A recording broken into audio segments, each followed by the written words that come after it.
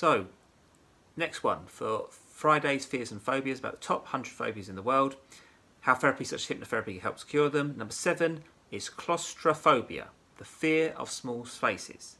This is very different to the other one I talked about, which was agoraphobia. This is claustrophobia, so this is small spaces. Claustrophobia is a phobia, fear of certain situations where an individual experiences great fear of small or enclosed spaces. A person suffering from claustrophobia might be afraid of going in elevators. Many claustrophobic individuals are known to be in fear inside tunnels, caves, mines, or airplanes. These typically report seeing images of being trapped or unable to escape from such places and are known to go to great lengths to avoid them.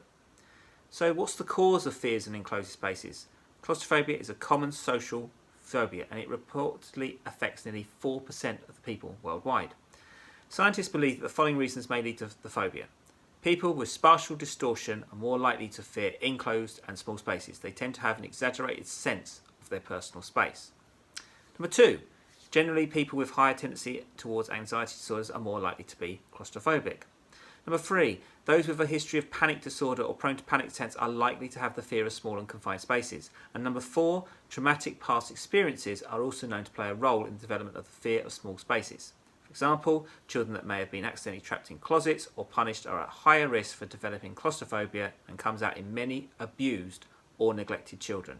And this is something when being a school teacher you look at these things, and you also when you're working in hypnotherapy you will notice that if you ever put someone back into a situation where they were trapped in a closet, the actual person, while they're actually under trance, actually goes into that fear, and it's like they're reliving it.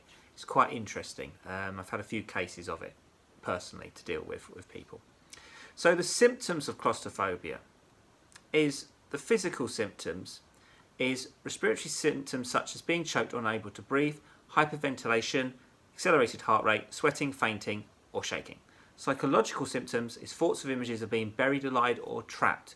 People dream the idea of people actually having fears of being trapped or buried alive is actually more common than you think.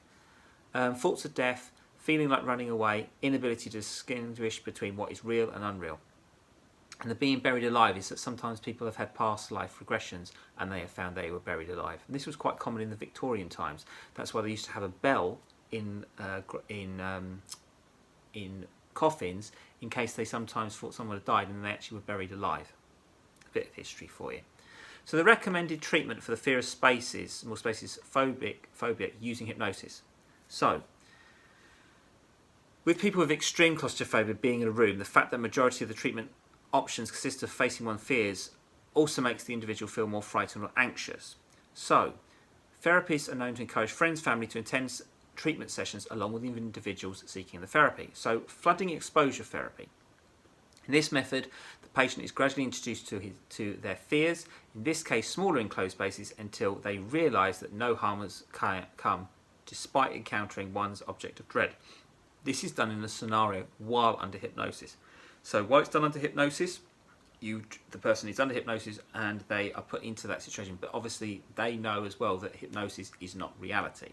So then if they do have a problem, you can actually pull them out of hypnosis, or they have a safe word or so forth. Self-help techniques. Patients can follow a self-help routines to overcome the fear of small spaces. For example, instead of rushing to get off the elevators, one can stay in them and go up and down several times to help oneself to the feelings of anxiety. Gradually, one can work up to a greater severe fears and learn to control one's anxiety until it goes away completely. This is done by deep breathing, pranayama, visualization, meditation, and yogic ideas are known to help control panic attacks.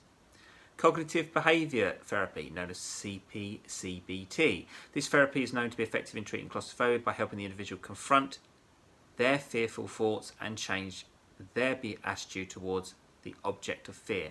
Reframing the trigger is commonly used in hypnosis. So when everybody says I go to CBT, remember CBT is actually a derivative from hypnosis training. So other than these self-help methods, the hypnotherapy options can find out the root cause and control the symptoms. CBT, cognitive behaviour, again guided therapy, guided imagery, counselling or talk therapy all stem from techniques in hypnosis. Again, if you wish to know more about these symptoms, treatments and coping skills, These will be available on my website in a section called Fear and Phobias. For future videos, please follow on Instagram, TikTok and YouTube.